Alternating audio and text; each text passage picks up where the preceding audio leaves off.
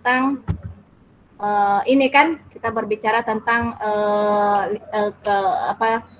kekurangan dari beberapa hukum Lambert yang ada.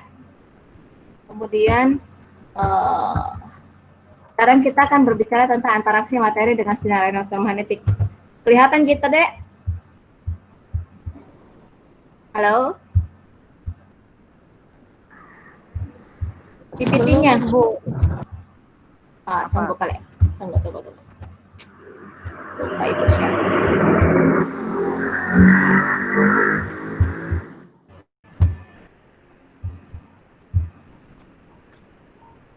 Nah, sudah terlihat? Sudah, Bu. Sudah, Bu. Oke. Ini kita akan berbicara tentang interaksi material dengan sinar elektromagnetik. Sebelumnya konsepnya kalian sudah kemarin Ibu sudah jelaskan bahwa konsep dasar dari interaksi itu ada 4. Pertama, interaksi radiasi, kemudian interaksi radiasi dengan materi serta ionisasinya bagaimana, kemudian interaksi radiasi inti atom dengan neutron yang tidak bermuatan sehingga menyebabkan ionisasi. Kemudian adanya tabrakan elastis neutron dengan inti hidrogen menghasilkan proton pental atau disebut dengan recoil proton. Nah, kemudian ini adalah radiasi elektromagnetik. Kalau radiasi elektromagnetik bisa berupa gelombang, bisa berupa partikel. Nah, kapan dia partikel, kapan dia gelombang, nanti kita akan menemukan. Nah, ini adalah salah satunya adalah reaksi elektromagnetik bervariasi dari sinar gamma atau energinya yang sangat tinggi hingga gelombang radio. Ibu kemarin sudah menjelaskan tentang bagian-bagian pemain sinar gamma itu dari panjang gelombang berapa, kemudian kalau gelombang radio itu sampai berapa, itu semua Ibu sudah jelaskan. Dan kesemuanya ini kita sebut dengan spektrum elektromagnetik. Nah, di video itu yang Ibu share tadi itu menjelaskan tentang ultraviolet. Akhir-akhir ini kan kita biasa mendengar kata ultraviolet, terutama pada saat kita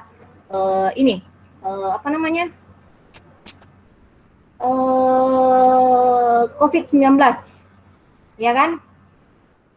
Ya, Bu. Pada saat awal-awal COVID-19 sering sekali pemerintah mengumumkan banyak-banyak berjemur sinar matahari supaya itu membantu melawan COVID-19, ya kan? Ya, Bu. Siapa yang sering berjemur di sini? Saya, Bu.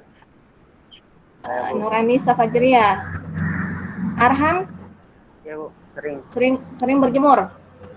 Ya, Bu. Ya, atau jangan-jangan ada juga yang tidak berjemur karena terlalu lama tidur di tempat tidur, akhirnya dia tidak berjemur. Nanti dia bangun sudah jam 10, dia bilang terlalu siang nih, panas nih matahari, jangan nih deh. Mungkin Taufik juga begitu. Oke. Saya mau bertanya sama kalian, di situ di video itu dijelaskan bagaimana warna langit itu ada yang bisa menjelaskan sama Ibu kenapa bisa warna langit itu menjadi biru, kenapa kalau umpamanya pagi dia akan berwarna biru, kemudian kalau malam dia berwarna gelap? Atau jangan malam, pagi mau sama siang.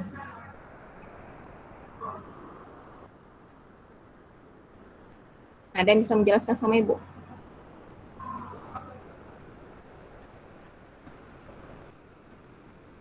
Nah, tiba-tiba keep silent semuanya. Ini keep silent ini karena mengamati secara khusyuk ataukah keep silent karena tidak ditahu apa-apa? Oke. Kalian kalau menghafal pelangi itu bagaimana? Mejiku Hibinio, Bu. Iya, Mejiku Hibinio. Merah, kuning, jingga, Hijau. hijau, Biru. Biru. biru, dan Hijau. Biru. biru dan ungu. Nah, ini kita lihat dari gelombang. Kalau gelombangnya itu pendek, itu akan gini, kan matahari itu bersinar memberikan efek pencahayaan yang selanjutnya ditangkap dalam bentuk gelombang. Nah, gelombang itu oleh bumi diterima kemudian dipantulkan. Nah, pemantulan gelombang itu tergantung intensitasnya. Kalau intensitasnya itu pendek, maka dia menghasilkan warna biru. Tapi kalau jarak matahari dengan bumi itu agak jauh, maka intensitasnya itu akan panjang. Akibatnya apa yang terjadi adalah warnanya warna orange.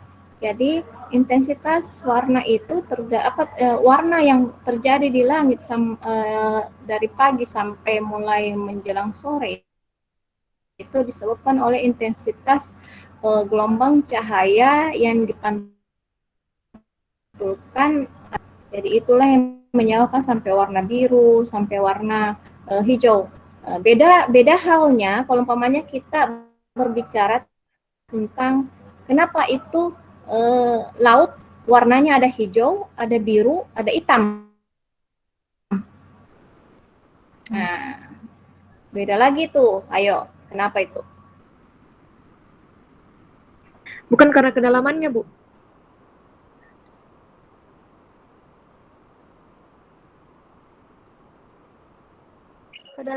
Kedalamannya tidak makin biru, tapi ada juga semakin dalam malah hijau.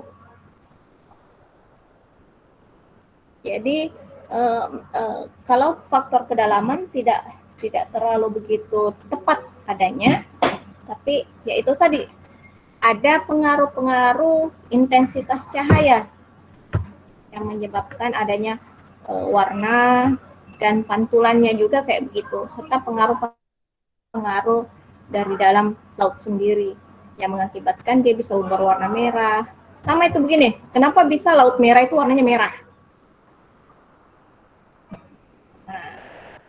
Begitu. Jadi ada beberapa faktor-faktor yang menyebabkan terjadinya perubahan warna, dan itu adalah yang kita sebut dengan gelombang elektromagnetik dari suatu warna. Itu pun juga yang terjadi pada ini. Kalau umpamanya ultraviolet itu ada namanya UVA, UVB, UVC. Yang bagus itu UVA, B atau C?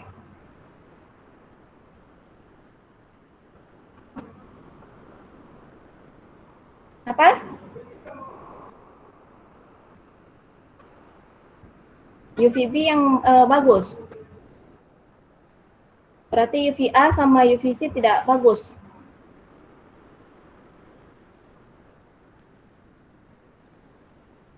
UVC mungkin, Bu. UVC mungkin. Ya sudah nih, kalian ada UVA, ada UVB, ada UVC. Siapa yang menang? Nah, oke. Begini, kita semakin tinggi intensitas suatu UV, itu sebenarnya tidak bagus buat kulit. Jadi tergantung tergantung-gantungannya. Kalau umpamanya kita yang biasanya yang kita perlukan adalah UVB. Kenapa kita memerlukan UVB? Itu disebabkan karena, tapi enggak juga sih begini. Kalau kalian sakit, yang diperlukan itu adalah UVA. Tapi kalau kalian untuk mencegah dan untuk pemenuhan kebutuhan pada tulang, maka UVB. Kenapa begitu, Bu?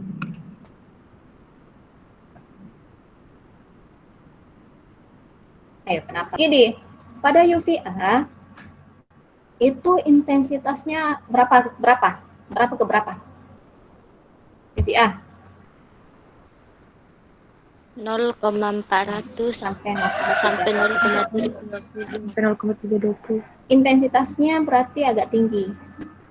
Itu yang biasanya diperlukan kalau kita mau membunuh bakteri atau virus.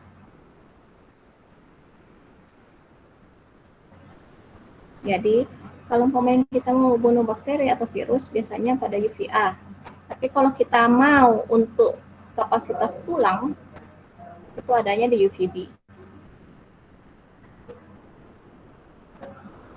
Nah, itu makanya anak-anak itu dijemur sebenarnya bagusnya bukan pada saat pagi hari, tapi menjelang jam 9, jam 10. Itu di situ bagus untuk dijemur. Jadi bukan pagi hari. Kalau pagi hari itu umpamanya itu anak sementara flu. Makanya biasa kita pagi-pagi tuh anak-anak itu kalau nggak flu begitu langsung dikasihkan di UVA. Karena UVA itu ada pada pagi hari, tidak pada saat siang hari. Tapi makanya tuh jarang itu misalnya kayak begini. Kalau petani itu dia pergi ke sawah itu apakah pagi-pagi, siang atau sore pi? Siapa yang petani di sini orang tuanya? Siapa? Pagi, Bu. Weh, anak kota semua. Pagi, Bu, pagi. Ah, Kadang pagi Siap. juga. siapa yang petani di sini mamanya? Orang tuanya siapa? Saya, Bu. Pagi. Hai Bu. Aku. Saya. Taufik. Bu. Taufik, Pak apa namanya Taufik, kemudian siapa lagi? Sulfi. Saya, Bu. Iya. Saya, Bu. Saya Bu. Saya juga. Siapa? Sani. Petani. Enggak Bu. Kalau kita pergi ke nih karena banyak macam itu petani, ada juga petani kopi, ada juga petani sawah, banyak macam. Yang jelas petani ya, kita anggap saja kita samakan. Biasanya orang tua kalian pergi itu apakah siang hari, sore, atau pagi-pagi sekali? Pagi Bu. Pagi. Mereka beliau pergi. Kenapa beliau pergi pagi-pagi? Disebabkan mereka biasanya mau memulai aktivitas sebelum sinar matahari itu terlalu tinggi. Tapi kadang-kadang malah mereka beraktivitas sampai sore hari disebabkan karena pekerjaannya banyak yang harus dikerjakan. Tapi alhamdulillah mereka itu sehat-sehat anaknya.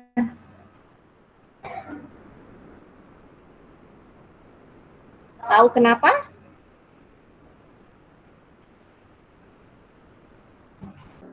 Kenapa Nisa? Karena orang tua itu menerima sinar UV itu yang bagus-bagus semuanya, UVA, UVB. Mereka terima semuanya itu, menyebabkan kekebalan tubuh mereka itu, imunitas mereka itu lebih terjaga dibanding kalian yang selalu ada di dalam rumah, jarang mau keluar. Jadi kalian lebih cepat atau rentan terkena flu dibandingkan orang tua kalian. Nah itu yang terjadi. Inilah yang ini yang kemudian menjadi pertimbangan. Nah kita lihat frekuensi dari suatu energi pencahayaan itu atau panjang gelombang itu tergantung dari bendanya. Contoh pada frekuensi pendek misalnya ada gamma, kemudian di tengah-tengahnya ada X-ray, ada UV. Kemudian untuk panjang gelombang yang panjang itu misalnya visible. Kemudian microwave, frekuensinya energinya rendah. Nah ini yang Ibu bilang sama kalian, masalah visible. Kalau kalian mau melihat, kan kemarin kalian Ibu sudah jelaskan kalau pada KLT. Masih ingat penjelasan Ibu tentang KLT? Kenapa sampai umpamanya kita menotol suatu sampel pada noda, kemudian yang terjadi adalah noda itu ada yang terlihat, ada yang tidak terlihat. Iya kan? Nah, kalau umpamanya kalian mau memperlihatkan noda itu lebih jelas, maka berikanlah dia panjang gelombang yang lebih panjang. Bagaimana caranya memperpanjang panjang gelombang? Lihat strukturnya. Nanti itu Ibu jelaskan lagi ke belakang. Kenapa struktur suatu senyawa itu mempengaruhi panjang gelombang? Dan bagaimana caranya kalau ada struktur pendek dari suatu senyawa, ada senyawa yang strukturnya itu sederhana, bagaimana caranya supaya kita bisa memperpanjang panjang gelombangnya sehingga kita bisa melihatnya. Itu yang semestinya ada. Terus kita lanjut dulu. Nah, daerah visible itu ada pada 400 sampai 700.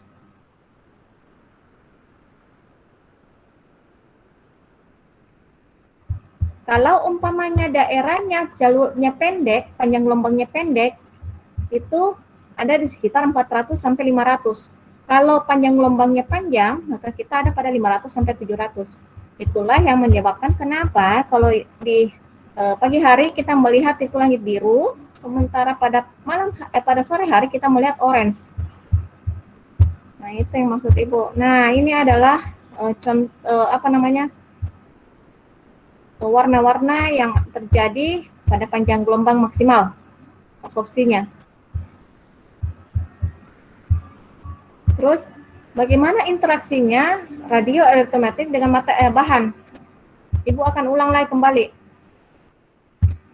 Apa yang terjadi jika sinar mengenai sampel? Kalau dia mengenai sampel, maka yang terjadi bisa terabsorpsi atau ada interaksi di dalamnya. Ada namanya transmisi, dia akan lewat begitu saja. Ada yang disebut dengan absorpsi, ada yang disebut dengan scattering atau dia terpantulkan. Nah, yang menjadi pokok utama dari pengolahan sampel itu adalah absorpsi. Karena kalau tertransmisi semuanya, seperti yang kemarin Ibu jelaskan tentang hukum Lambert, masih ingat? Nah, masih Bu. Apa yang terjadi kalau umpamanya tertransmisi semuanya 100%?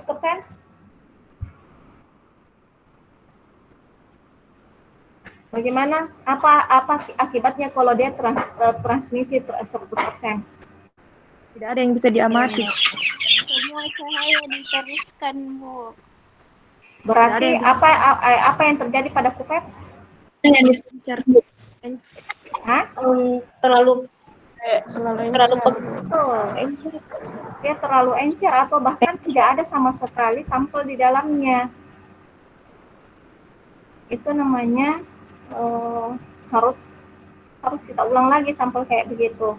Itu kan namanya dia tertransmisi 100%. Nah, bagaimana kalau dia terabsorpsi 100%? terlalu pekat berarti Bu. Kalau dia terlalu pekat, apa yang terjadi?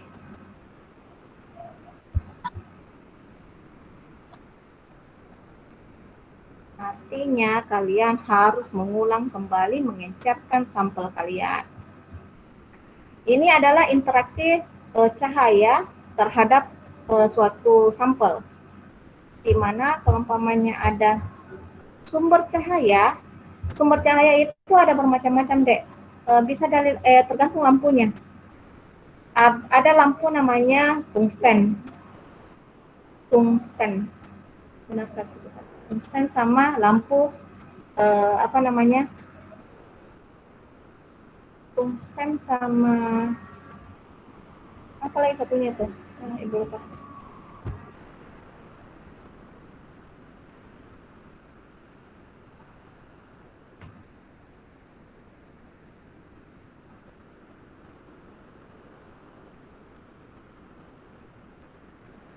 Tungsten sama lampu tungsten. Lampu deuterium. Deuterium, ya betul. Deuterium. Nah, penggunaan lampu deuterium sama lampu tungsten itu berbeda-beda panjang gelombangnya. Jadi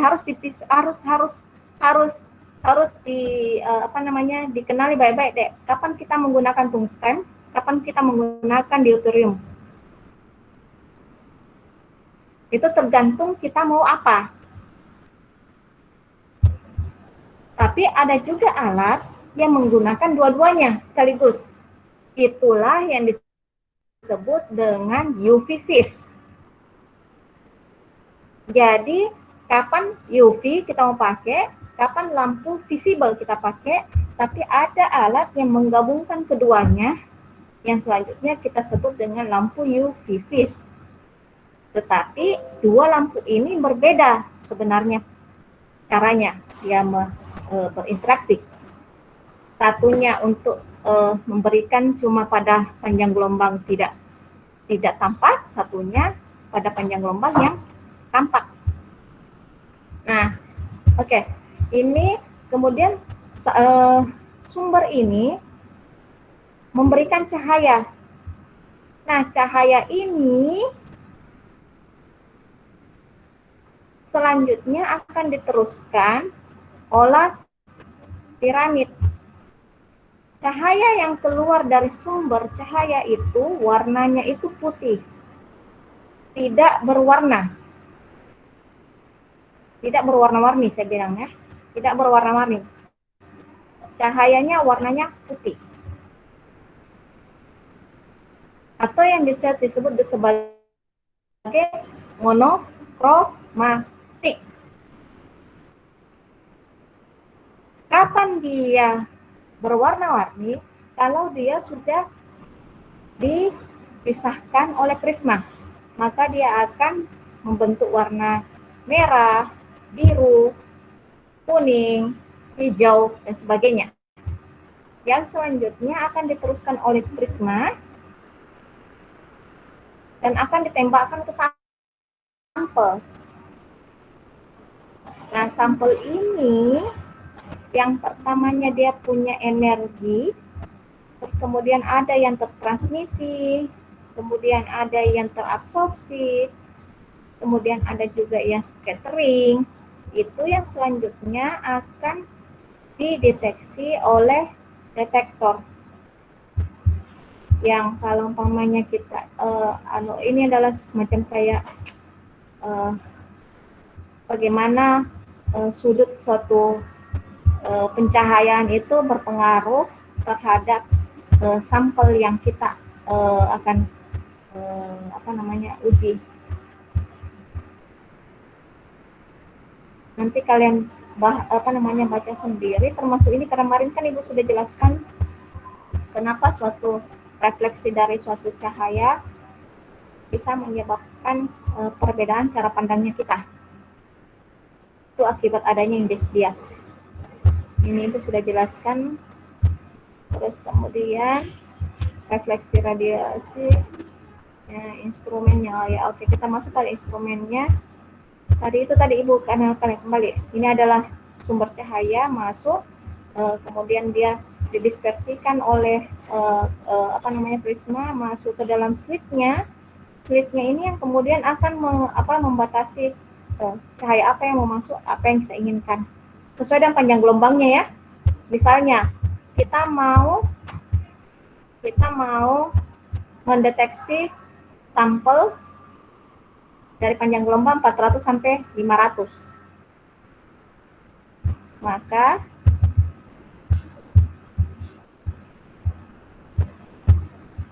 slitnya ini akan mulai bekerja pada panjang gelombang 400 sampai 500. Dia akan menseleksi semua warna-warna yang akan masuk. Jadi yang warna-warna yang akan masuk itu yaitu tadi ada yang warna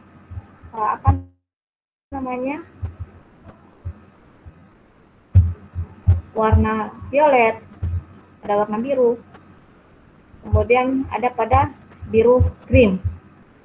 Nah, itu 400 sampai 500. Itulah yang kemudian akan mengenai sampel, kemudian dideteksi oleh detektor. Nah, pertanyaan Ibu selanjutnya. Yang dideteksi oleh detektor itu apakah cahaya yang tertransmisi ataukah cahaya yang terabsorpsi? Transmisi. Siapa yang mengatakan dia terabsorpsi? Ayo. Siapa di antara kalian mengatakan terabsorpsi? Hah?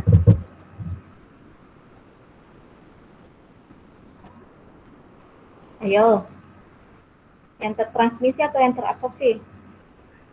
Transmisi. Transmisi, Bu.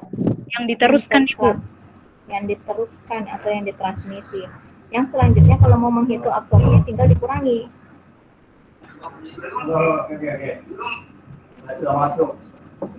Oke. Nah, itu yang terjadi selama ini.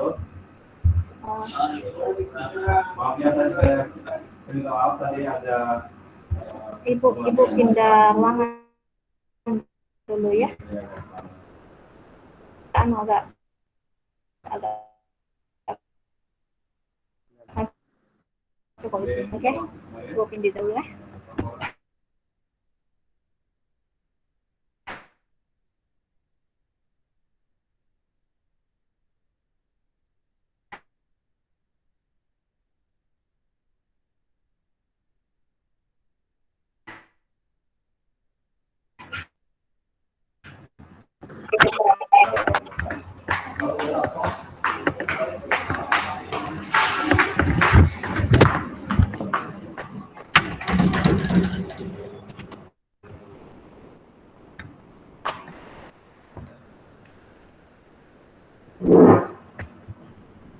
Oke, baik. Ini lebih aman di sini. Bisa kedengaran?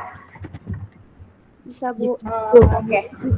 Nah, lanjut lagi ya. Karena tadi Pak Anwar juga ikut mengajar, jadi gimana? Nah, itu tadi kalau umpamanya kan yang tadi yang kelihatan itu yang terdeteksi itu adalah yang tertransmisi. Jadi yang tertransmisi oleh detektor itu apa? Yang tertransmisi itulah yang terdeteksi oleh detektor. Yang selanjutnya kalau umpamanya kalian mau menghitung berapa absorpsinya, ya tinggal mengikuti hukum Lambert tadi. Masih ingat kan rumusnya kan? Persen transmisi sama absorpsi. Halo? Iya, Bu. Masih ingat ya? Atau Iya, lupa Bu. ingat? Oke, kita lanjut. Nah, apa yang terjadi sebenarnya secara keseluruhan di dalam alat itu ini kayak begini ceritanya. Konvensional spektrofotometer. Ini yang terjadi di alat. Ini yang ada di alat ini. Inilah yang yang terjadi. Bagaimana cara penggunaannya kalian sudah tahu kan? Bagaimana menggunakan alat ini? Tidak, Bu. Belum, Bu. Belum? Oke. Ya, Ibu. Misalnya ada sampel kalian. Yang pertama-tama yang digunakan adalah menyalakan alat, ya kan?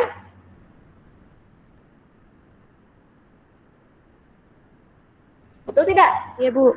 Iya, Bagaimana caranya kalian mau menggunakan alat kalau tidak dinyalakan dulu? Jadi jangan sampai kalian langsung masukkan ke sampel susu langsung begini. Kenapa tidak ada ini? Tidak ada ini anunya, tidak ada ini. Tidak terdeteksi ini sampelku rusak ini. Padahal gara-gara colokan. Hati-hati dek. Itu pernah terjadi pada teman saya. Dia stres sekali.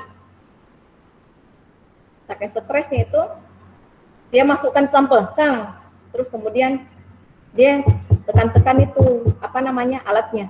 Kenapa tidak menyala ini alatnya? Oh, mati mi, rusak ini alat. Menangis mi. Dia tidak lihat bahwa colokannya belum dicolok. Akibatnya dia stres sendiri, dia bilang rusak ya alatnya. Terus dia melapor, rusak alat. Saya bilang gini, bagaimana caranya rusak? Nah baru saya pakai tadi. Ternyata gara-gara saya mematikan itu dia punya alat. Saya matikan juga di sumber sumber energinya. Jadinya karena kenapa? Kalau umpamanya rusak itu alat, sampelnya juga rusak. Sementara untuk sampel itu, pengerjaan sampel itu, ya itu tadi nanti kalian rasakan bagaimana pengerjaan suatu sampel itu sampai Kadang-kadang membuat kalian pusing sendiri. Oke, jadi pertama-tama itu adalah kita nyalakan alatnya. Nah, alat ini bisa kita nyalakan menggunakan komputer, bisa juga tidak, tergantung. Ada yang connect dengan komputer, ada juga yang sudah connect dengan komputernya di sini, di dalam. Jadi dia tidak perlu komputer luar, tapi dia langsung dari dalam. Nah, yang lebih bagus sebenarnya yang connect dengan komputer dibandingkan kalau yang connect di dalam. Karena kalau satu kali rusak semua. Tapi kalau dia connect dengan komputer dari luar, berarti dia bisa mendeteksi lebih lama lagi. Gitu. Nah, terus kemudian ini di sini kalian lihat. Ini adalah tempat kuvet. Yang mana itu kuvet? Ini deh. Itu dimasukkan dalam sini. Kuvet itu ada dua. Satu isinya sampel, satu isinya blanko. Betul. Isinya blanko satu, isinya satu sampel. Nah, apa gunanya? Itu blanko. Apa gunanya blanko? Bukan blankon, tapi blanko. Apa gunanya blanko?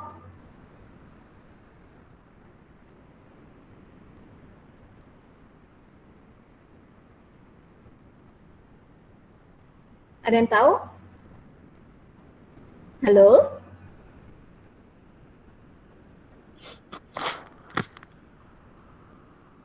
Atau apa isinya blanko? Iya, Bu. Apa isinya blanko? Aquades, Bu. Aquades? Apa aquades? Reagen yang dipakai buat larutkan sampel, Bu. Iya. Jadi pelarut apa yang kita gunakan untuk melarutkan sampel. Tapi harus ditahu kira-kira reagennya itu akan berpengaruh terhadap absorbansi atau tidak. Makanya biasanya kita pilih reagen yang tidak mempengaruhi absorbansi suatu sampel. Itu harus menjadi tanda kutip atau tanda peringatan. Pilih reagen yang tidak mempengaruhi absorbansi suatu sampel. Nah, apa gunanya tuh blanko? Kalibrasi, Bu. Sebagai kalibrasi. Kenapa kita perlu kalibrasi? Supaya kita tahu benar nikah itu hasilnya alatnya. Benar nikah itu hasilnya alatnya. Apa itu saja?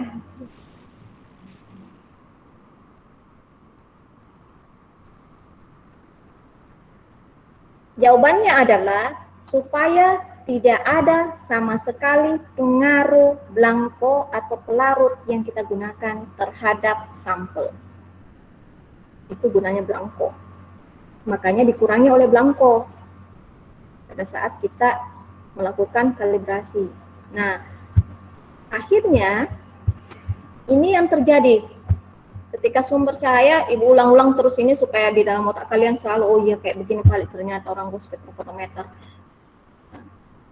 Ketika sumber cahaya ada, kemudian masuk ke dalam, kemudian di-split oleh piramid, kemudian dia menjadi beberapa warna, kemudian ada grating atau ada chopper. Chopper ini yang kemudian dia membagi-bagi pencahayaan. Ada pencahayaan yang dia teruskan ke reference, ada pencahayaan yang dia teruskan ke sampel. Yang selanjutnya akan dideteksi oleh detektor.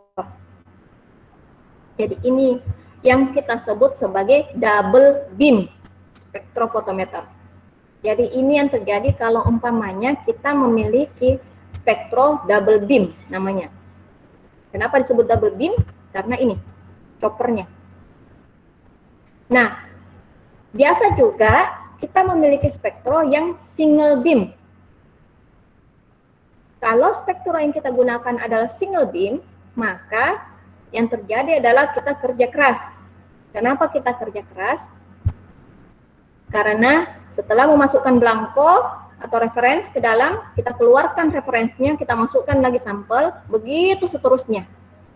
Jadi Bisa bayangkan kalau umpamanya ada 100 sampel yang kita punya. Berarti kita berapa kali pengerjaan? 200. 200 kali. Berpangkat 2. 200 kali, Bu. Ya, kalau umpamanya 200 kali, kita starting mulai jam 10 pagi atau jam 12 siang. Sampai mana Ki kita kerja?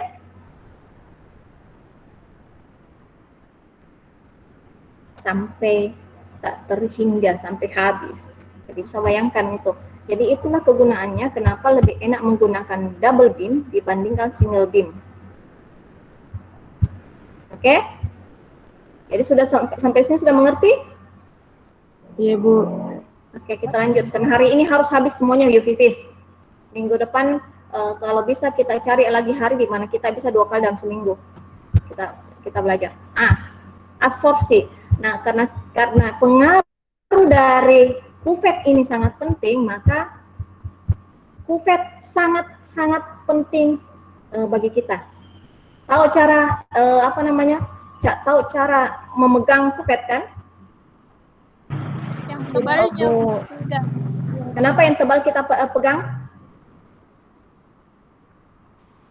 Karena yang tipisnya itu, Bu. Boleh ada sedikit jari, Bu. Kenapa bisa? Nanti mengganggu nanti pengamatan. Mempengaruhi Bu, cahaya yang mau lewat. Nanti mempengaruhi hasil, Bu. Karena Kenapa bisa? terbang di hasil. Ya, dia terbaca di hasil.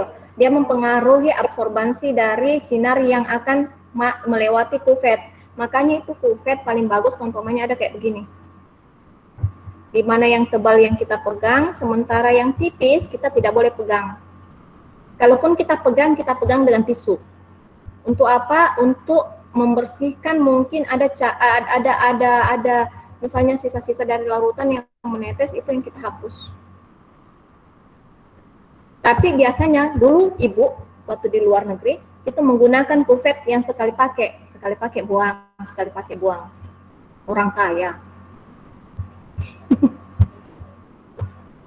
Coba kalian beda, sekali pakai buang, kalian dibuang sama laboran.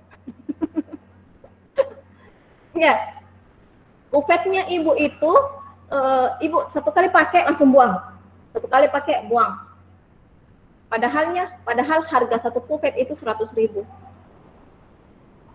Emang itu orang kaya kita di sana itu tidak mikir uang kalau kita bekerja, yang penting hasilnya ada. Itu dosenku itu. Dan jangan pikirkan uang, tapi pikirkan bagaimana menghasilkan. Nah ini kan ada selnya. Itu tergantung, ada yang terbuat dari kuarsa, ada dari gelas. Yang ada sekarang ini adalah yang kuarsa atau dari silika. Itu ketebalannya 190 nanometer. Nah, kalau umpamanya gelas biasanya kita pakai untuk lebih region jarak jauh, tapi jarang sekali kita pakai. Nah, ini adalah fungsi anunya. Kalau umpamanya kita pakai silika, transmisinya berapa persen, kemudian pakai fus silika, kemudian pakai kuarsa itu bagaimana, berapa transmisinya, kemudian pakai gelas itu berapa, ada semua di sini. Kalian baca saja sendiri. Nah, ini adalah yang kemarin ibu jelaskan kembali lagi bahwa untuk transmisi itu diukur menggunakan P/P0 atau pencahayaan yang datang dibagi. Nah, ini kita kembali lagi ke rumus kecap EBC atau koefisien ekstensi molarnya dikali dengan ketebalan dari kuvetnya dikali dengan C. C itu konsentrasi atau biasa orang L. Ada yang melambangkan EBC, ada yang melambangkan EBL. Tapi semuanya sama. Semuanya pada konsentrasi larutan. EBC. Nah, ini. Jadi kalau umpamanya kita ada cahaya masuk ke dalamnya, sinar ketampak, kemudian ini adalah ketebalan kuvetnya, kemudian ada sinar yang ditransmisi, maka transmisi sama dengan P/P0. Atau kalau umpamanya kita rubah menjadi A sama dengan log P0 per P. Yang selanjutnya, kalau umpamanya kita lihat spektrumnya itu dia akan seperti kayak begini. Ini Kalau kalian dapat spektrum kayak begini, sujud syukur sama kalian. Kalau spektrumnya kayak begini, kalian bisa sujud syukur. Tapi kalau umpamanya spektrumnya kacau, nah itu kalian bisa pusing tujuh keliling karena bagaimana cara menjelaskannya. Bisa jadi kalian harus mengulangnya atau bagaimana. Nah, kemarin Ibu jelaskan tentang fluorescence sama fosforescence kan? Iya, Bu. Masih ingat? Masih. Kapan fosforescence Insya Allah. sama fluorescence? Oke, kalau begitu Ibu tidak perlu ulang lagi tentang apa itu fluorescence, apa itu fosforescence. Tahu luminance? Kapan terjadi luminance?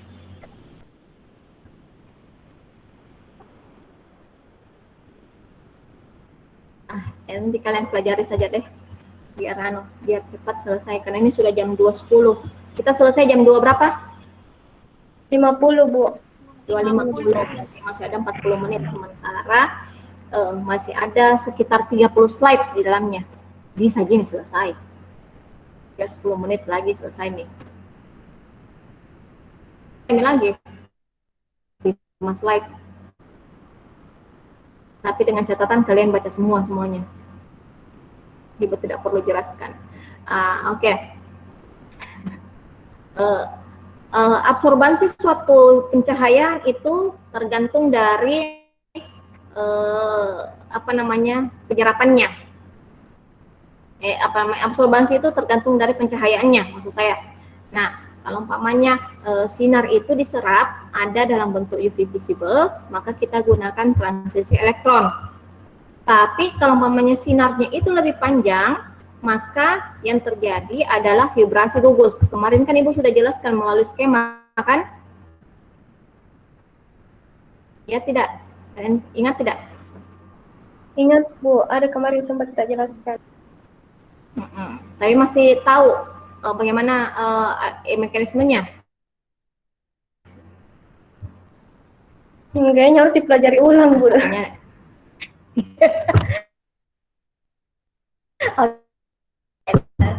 Ibu kasih kesempatan. Minggu depan kita kita kuis ya. Kalian pelajari, kemudian nanti kita kuis. Oke, penyerapan radiasi itu jika suatu atom atau molekul itu menyerap cahaya energi, dia akan menghasilkan apa yang disebut dengan H.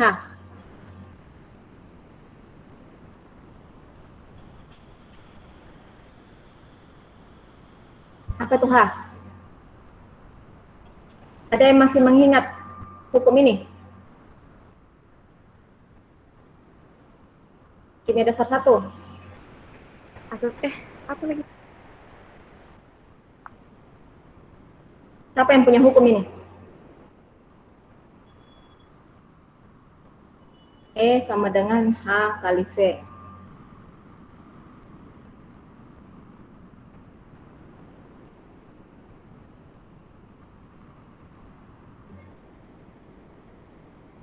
Ada yang ingat?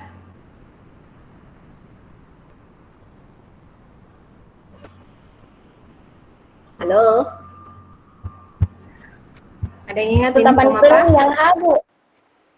Planck. Planck. Planck. Konstanta Planck yang H. Planck.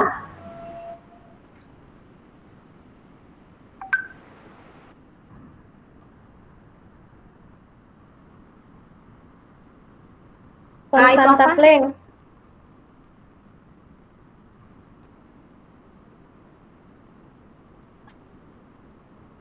H itu apa? V. Rika. Iya, Bu. Tetapan Planck. H itu apa? H itu apa? Tetapan Planck, Bu. Oke, kalau V-nya itu apa? Frekuensinya, Bu. Kalau frekuensi radiasi. Ya, V itu adalah frekuensi radiasi. Akibatnya apa yang terjadi pada sampel jika terkena cahaya pada frekuensi tertentu, maka akan terjadi eksitasi molekul. eksitasi molekul itu yang kemudian selanjutnya kita jabarkan sebagai bentuk apakah dia itu terfluoresen, fosforesen, ataukah terluminescens.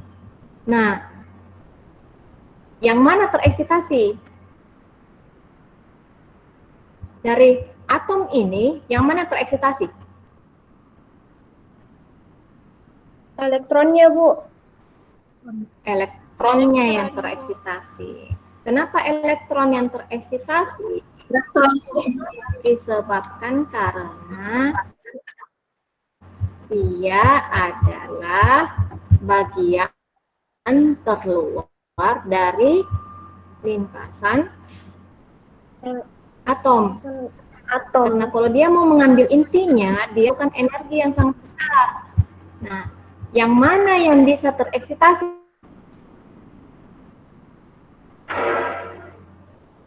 Dari H, HE, D. Yang mana yang biasanya yang tereksitasi? Yang tidak jauh berbeda tingkat energinya, Bu. Yang tidak jauh berbeda tingkat energinya, apalagi?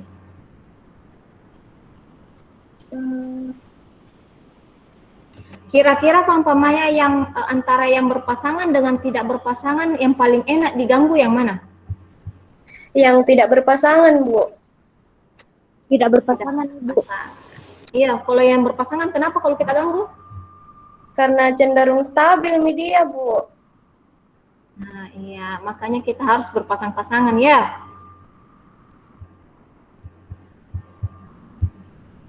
Jangan ada yang baper, nah. Senyum-senyum semuanya.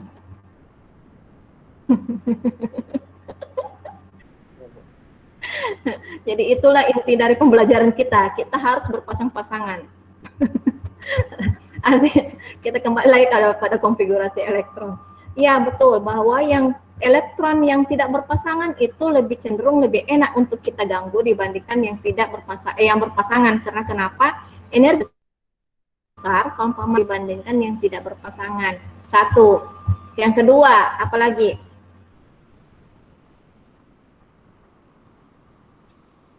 Kalau kalian melihat ini.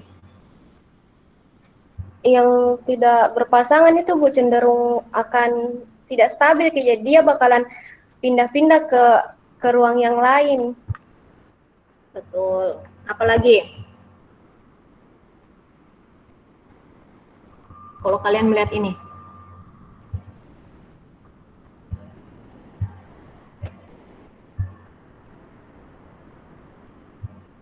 Satu S, 2S, 2P.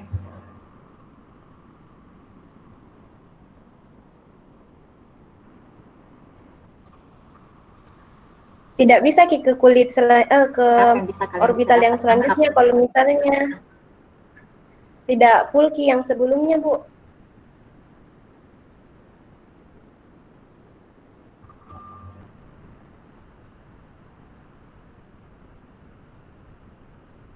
Itu kalau pengisian elektron. Kalau hubungannya dengan tadi hukum Planck tentang eksitasi. Berarti untuk eksitasi itu dia membutuhkan radiasi. Apa yang terjadi? Dia menyerap cahaya.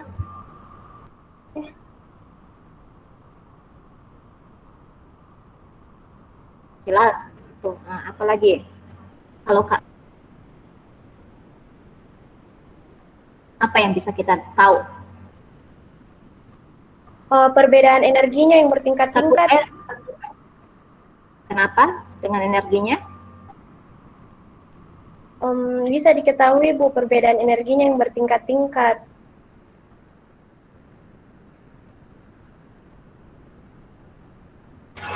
Maksudnya?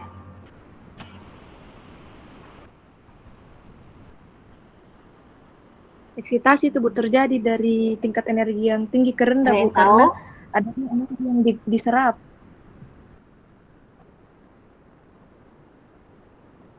Oke, yang mana energi yang rendah, yang mana energi yang paling tinggi? S lebih rendah, Bu, di situ. S lebih rendah. Yakin? Perbedaan tingkat Kalau kita energinya melihat itu ini. Bu, yang dari yang 1S baru kemudian naik lagi ke 2S sedikit.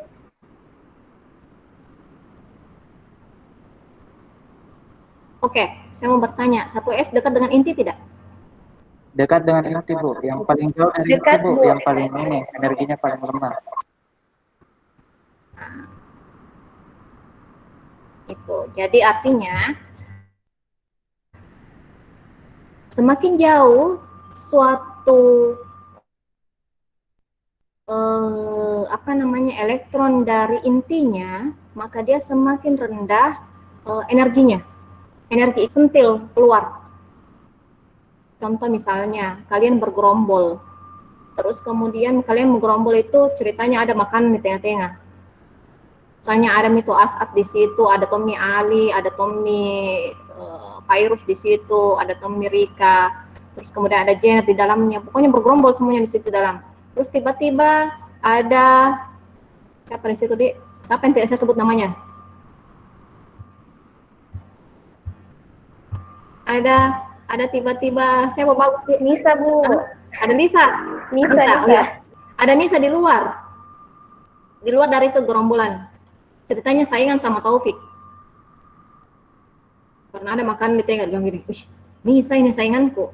Umpamanya saya tidak masuk dalam gerombolan ini, berarti Nisa nanti yang ambil makanannya. Makanya langsung Taufik dorong dia. Karena kenapa? Dia ada di luar rombongan. Tapi coba misalnya yang dalam rombongan itu ada di tengah itu As'ad. Dia yang pegang makanan. Dia dekat dengan inti. Maka susah sekali untuk mendorong As'ad dalamnya. Karena kenapa? Dia harus menggeser yang lainnya. Dia harus menggeser Rika, dia harus menggeser virus, dia harus menggeser Ali. Nah, begitupun juga elektron deh. Semakin luar dia dari kulitnya, maka dia makin enak untuk dieksitasi. Pada saat elektron tertransisi dari energi yang rendah ke energi yang lebih tinggi. Oke, sudah mengerti? Iya Bu. Nah, energi ini kemudian juga berpengaruh pada ikatan yang terjadi.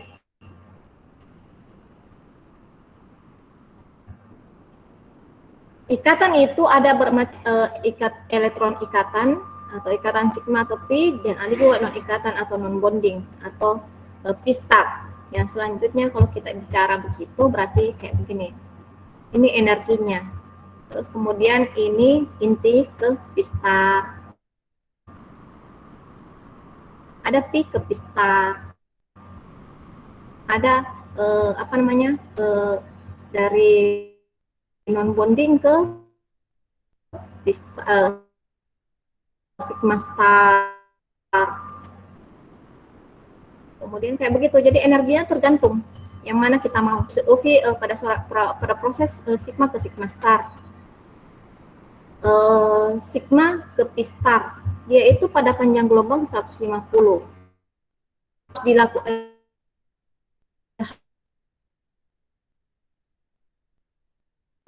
Nah, misalnya lagi lebih enak pada saat kita berbicara tentang gambar.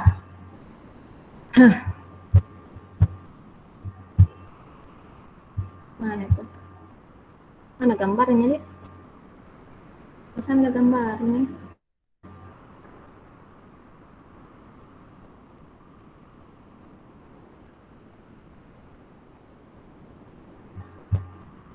Gimana Bu taruh itu gambar? Ya nantilah, mungkin ada di bawah. Kemudian ini juga masalah homos. Lu mau kalian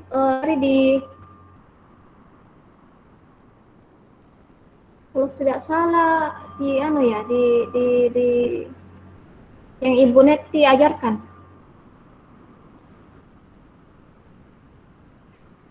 Struktur, kalau tidak salah ya.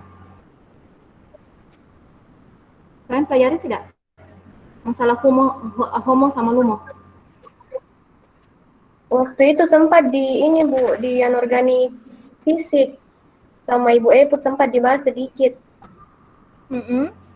Jadi kalian bisa tahu kan kapan HOMO terjadi, kapan LUMO terjadi?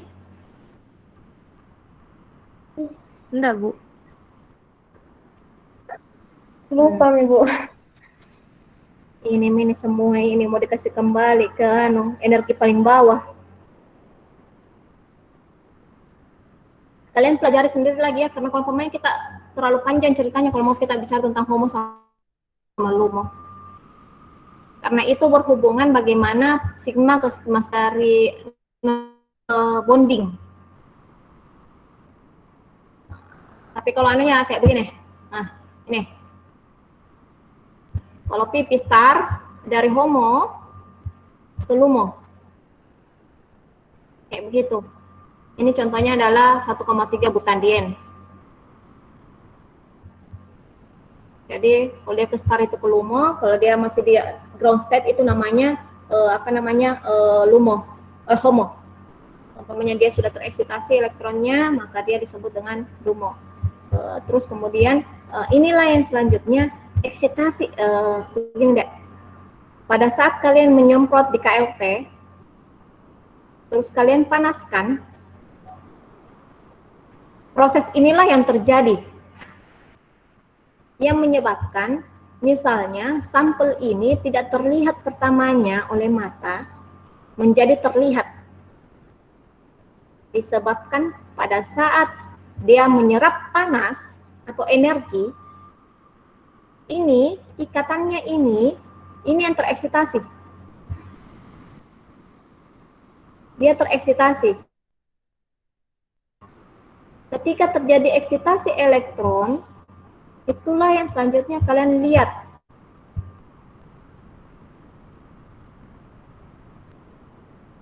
Simpel. Contoh, fenol.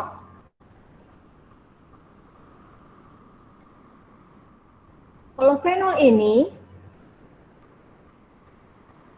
ikatan rangkapnya semuanya, dia tereksitasi, menyebabkan hanya itu terlepas. Akibatnya, dia dari 270 nanometer, dia akan berubah menjadi 287. Yang selanjutnya kita sebut dengan batokromik.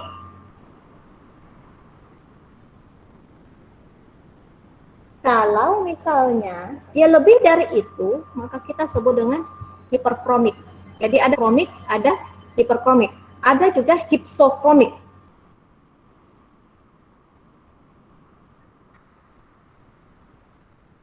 Jadi pereksitasian elektron di dalam suatu senyawa akan berakibat apakah dia akan batokromik, atau dia hipokromik, atau dia hiperkromik.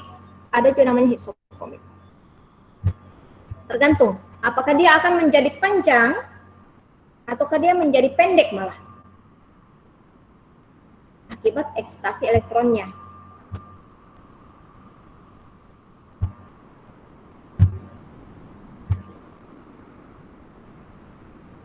Ya, ini terulang lagi nih.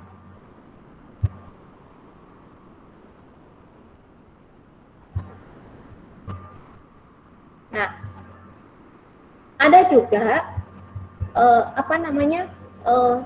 spektrum suatu pencahayaan itu tergantung dengan pH-nya. Jadi hati-hati terhadap pH. pH bisa mengakibatkan panjang gelombang itu berubah. Contoh, kayak ini. Ini sampel. Ini sampel, umpamanya ditambahkan buffer, dia pH-nya menjadi 9,2. Panjang gelombangnya menjadi 239. Tapi ketika kita tambahkan dengan sodium hidroksida atau NaOH, pH-nya meningkat, mengakibatkan panjang gelombangnya pun meningkat. Jadi hati-hati terhadap penambahan suatu asam atau basa pada pelarutan suatu sampel. Nah, kenapa berubah ya? Kenapa berulang ini?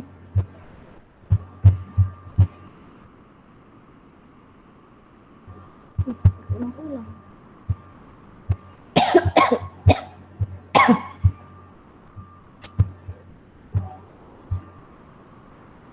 Kenapa berulang-ulang terus ini?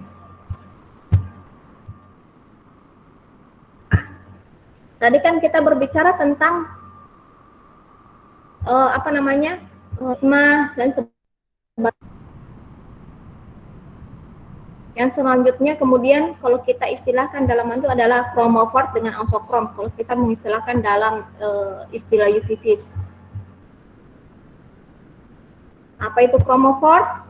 Adalah bagian molekul yang peningkatan absorpsi di daerah UV dekat atau sedikit ke visible, dan setiap benda yang menyerap cahaya tampak akan dapat berwarna. Nah, itu chromophore. Yang mana itu chromophore? Kebanyakan yang memiliki ikatan tak jenuh. Tahu yang disebut ikatan tak jenuh? Ada yang tahu? Halo? Nyanyian tidur semua ini? Masih ingat ikatan jenuh sama ikatan tak jenuh? Kalau Yang jenuh ikatan yang punya kalau tidak ikatan jenuh akan tiga. Kalau jenuh itu yang ikatan rangkap atau ikatan tidak rangkap? ikatan rangkap. Yang tiga. Yang tidak Yang satu yang Yang jenuh itu ikatan rangkap atau tidak? yang jenuh tidak, Bu. Jenuh yang tidak. tidak yang tidak. Kalau jenuh Contoh itu yang tunggal. Contoh ikatan rangkap itu yang bagaimana? Alkena, Bu. Alkena. Alkena, alkuna itu masuk ikatan rangkap. Ikatan tak Jenuh jenuh. atau tidak? Tak jenuh, Bu. Tak jenuh. Tak jenuh, Bu. Berarti yang ikatan rangkap itu yang jenuh. Tak jenuh. Iya, Bu. Iya, Bu. Sementara kalau umpamanya yang jenuh itu yang tidak memiliki ikatan rangkap. Ya. Iya. Iya, Bu. Oke. Artinya kalian sudah mengerti toh membedakan mana chromophore, mana tidak kan?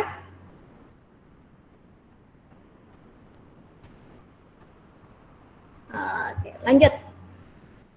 Apa yang disebut dengan chromophore, auxochrome? Jadi persyaratan untuk mendeteksi suatu sampel di UV harus memiliki auxochrome sama chromophore. Yang mana yang disebut auxochrome?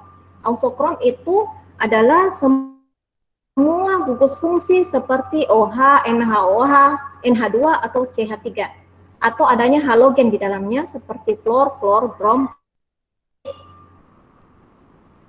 Itu. Jadi harus ada kedua istilah ini. Ada auxochrome sama ada chromophore. Kalau tidak ada auxochrome, harusnya ada chromophore. Tapi kalau umpamanya tidak ada kedua-duanya, maka kita tidak bisa mendeteksi dalam UV vis.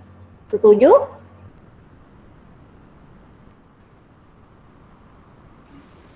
Setuju. Atau tidak?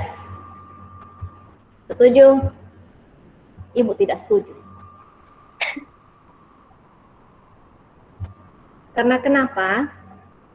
Ada sampel yang memang tidak memiliki semuanya, dua-duanya. Auxochrome sama chromophore. Tapi karena dia bisa ditandem, masih ingat kemarin Ibu bilang tandem apa itu? Digabung dua alat. Digabung. Kita gabung dia dengan suatu senyawa yang bisa terdeteksi oleh UV. Kalau sudah tergandeng, nanti tinggal kita kurangi. Oh, ternyata ini adalah panjang gelombang untuk sampel ini. Jadi kalau misalnya Risma mau terlihat oleh orang, misalnya Risma terlalu pendek. Misalnya Risma terlalu pendek, sementara siapa paling tinggi? Ini saya. As'ad, Bu, As'ad. Jangan laki-laki, masa Asad gandeng Risma? Nisa, Bu. Anissa, Bu. Nisa. Oke, Nisa. Kenapa As'ad? Kenapa As'ad terus yang disebut? Ini Taufik ini. Oke, Nisa. Ali tadi, Bu. Misalnya tuh Nisa, karena itu tadi Risma terlalu pendek, jadi tidak terlihat, makanya digandeng oleh Nisa. Nisa yang bawa Risma, akhirnya dia bisa terlihat. Begitulah juga kalau umpamanya kita mau mendeteksi suatu sampel, kalau sampelnya tidak bisa terlihat, gandeng dengan yang bisa terlihat, sehingga nanti tinggal dikurangi dengan sampel yang terlihat. Akibatnya kalau sudah dikurangi, maka itulah sampel yang tidak terlihat. Mengerti? Ya, Bu. Mengerti, Bu. Oke. Mengerti, Bu. Sudah berarti sudah selesai nih penjelasannya, Ibu. Yang lainnya itu tinggal kalian tinggal baca sendiri. Sampai di sini ada mau ditanyakan? Saya, Bu. Ibu, mengenai sistem kuis, kan kita bilang tadi kalau mau kuis minggu depan, sistemnya itu bagaimana, Bu? Kalau sistem kuis, nanti coba-coba dulu Ibu. Sebenarnya Ibu tidak suka pakai Mipalon. Kalian sudah sering menggunakan Mipalon kah? Udah suka ya. Iya, Bu. Ini multiple choice. Pilih-pilih, Bu, pilih-pilih. Mipalon sampai sekarang masih bentuknya dalam bentuk kuis multiple choice. Belum ada yang dalam bentuk penjelasan atau apapun itu. Jadi Ibu tidak terlalu suka. Yang kedua, ketika Ibu menggunakan Mipalon, kadang-kadang hilang sinyalnya, jadi Ibu tidak suka. Kapasitasnya sebenarnya yang belum terlalu begitu besar. Jadi kalau Ibu masukkan video masih kurang, tidak bisa sama sekali. Jadi itu yang agak susah. Nah, nanti caranya kuisnya, Ibu akan men-share soalnya di Google Meet, terus jawabannya kalian langsung foto. Jadi umpamanya Ibu mengatakan, oke, 10 menit dari sekarang, kumpul. Nah, pada saat itu juga langsung difoto, masukkan ke WA grup. Ya. Setelah itu langsung Iya, Bu. kita pada kuliah. Jadi minggu depan kemungkinan kita sudah masuk pada FTIR.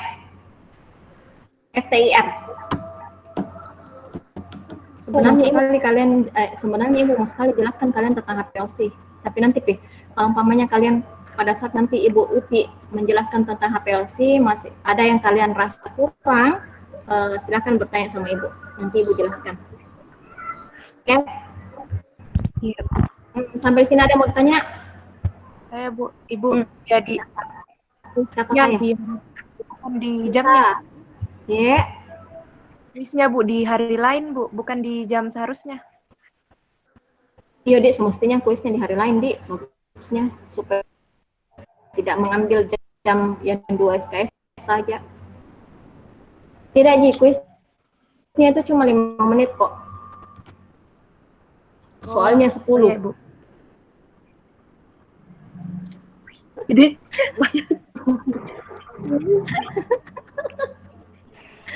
langsung tahu banget saya ini satu. Wih, Arham, kalau kau batuk pakai masker kok, nanti kita kena semua di sini.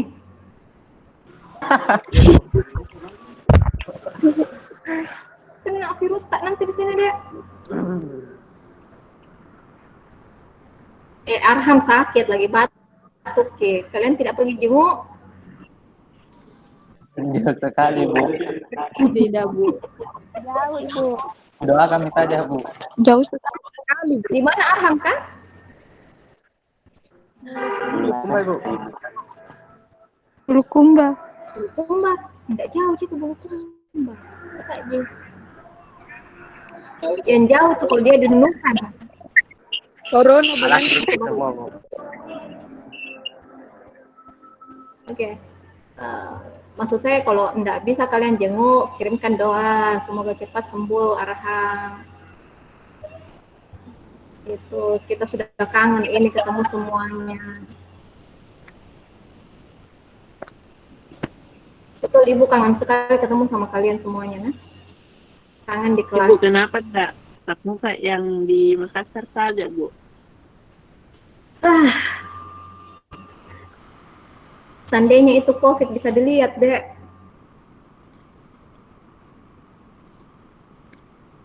Mau sekali tatap muka. Jadi kalau umpamanya Ibu lihat itu COVID, Ibu tinggal sentil dia keluar dari kelasnya Ibu.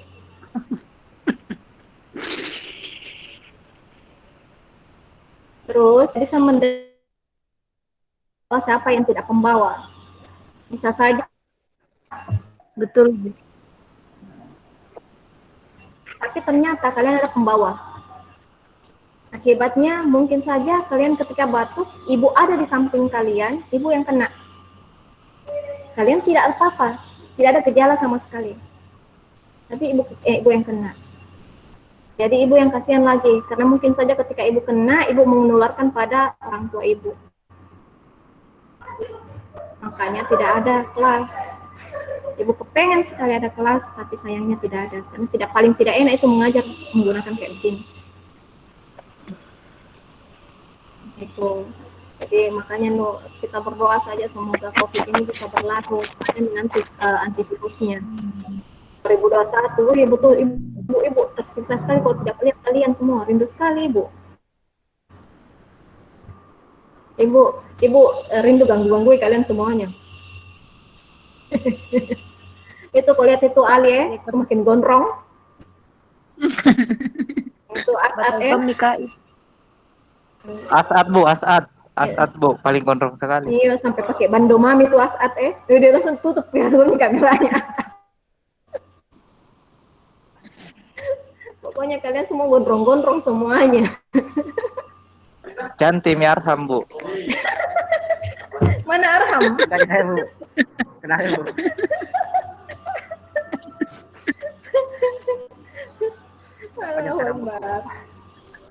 Cantik Mi Arham. Tambah subur. Betul Mi kalian semuanya.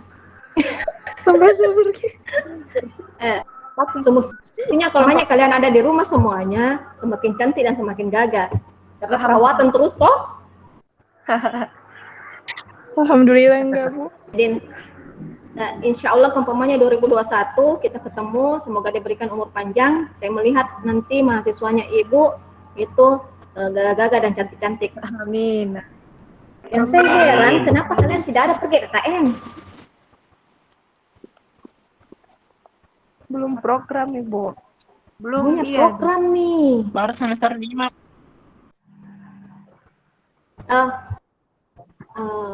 Oh ya, ibu punya program sama anak PA-nya Ibu. Tahun depan dia sudah bisa seminar proposal. Amin. Nah, Ibu sudah bilang sama mereka, harus karena Ibu mau nanti tahun depan sudah ada nih lulusannya dari kalian. Amin. Saya, Bu. Umpamanya gini, persiapkan mulai sekarang kalian punya proposal penelitian. Mulai diskusi-diskusi sama pembimbingnya. Diskusi saja, bertanya kenapa kan? Siapa tahu bisa cepat-cepat saya punya penelitian ke Bapak, sehingga saya bisa cepat selesai. Itu tujuannya. Yang kedua, di luar sana gara-gara COVID banyak mahasiswa yang akhirnya batal untuk keluar negeri. Jadi peluang buat kalian semuanya untuk bisa mengajukan untuk ambil S2 di luar negeri. Dengan catatan bahasa Inggris kalian bagus. Ya minimal 500 lah, nanti kalau umpamanya terjun bebas di sana, mulai memperbaiki. Ibu juga begitu. Terjun bebas di sana, Nah, ibu kan bahasa Inggris, bahasa Mandarinnya ibu dari betul-betul nol besar ibu ketika masuk di sekolahnya ibu yang notabene cuma 2 bahasa, itu pun kadang-kadang 80% mereka berbahasa Mandarin, 20% mereka berbahasa Inggris. Jadi itu sebuah tantangan tersendiri buat ibu, dan ibu belajar di situ. Jadi sebenarnya asing itu lebih mudah belajar dibandingkan lingkungan sendiri. Betul, ibu berbahasa Jawa, ibu pintar berbahasa Jawa, ibu fasih berbahasa Jawa, disebabkan karena ibu ada di lingkungan orang Jawa. Ibu tidak masuk di kerukunan, misalnya kerukunan orang Makassar, tidak. Ibu tidak pergi kos-kos di situ, tapi ibu di tempatnya orang-orang yang berbahasa Jawa. Jadinya ibu bisa berbahasa Jawa, baik baik ini kromo inggil itu bahasa halusnya orang Jawa, maupun kromo pasar atau kromo kasarnya orang Jawa, atau bahasa begitu di dalamnya.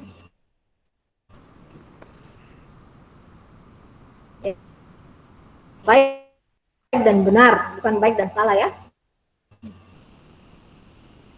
Sampai sini ada yang mau ditanyakan? Tidak ada? Oke, kita akhiri saja perkuliahan kita pada sore hari ini. Tetap jaga kesehatan, jaga jarak, pakai masker kalau di luar, cuci tangan, jangan lupa sering minum vitamin. Oke? Sampai ketemu. Terima kasih untuk hadirnya saya. Assalamualaikum warahmatullahi wabarakatuh. Waalaikumsalam warahmatullahi wabarakatuh. Waalaikumsalam warahmatullahi wabarakatuh. Terima kasih Bu. Iya, Bu. Ibu. Ya, Bu. Terima kasih, Bu.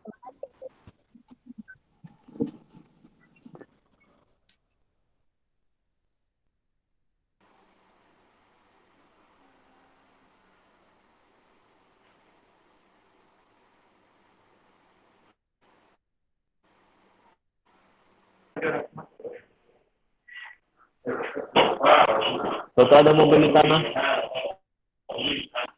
Mau beli mana?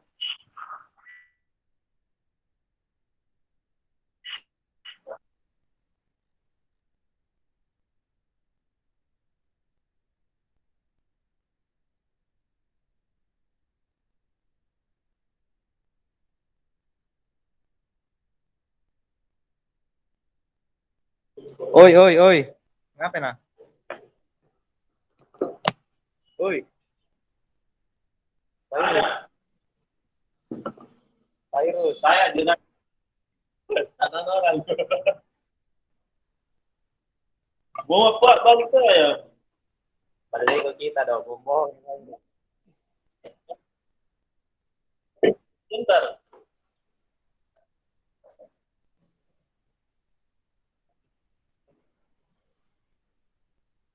Oke.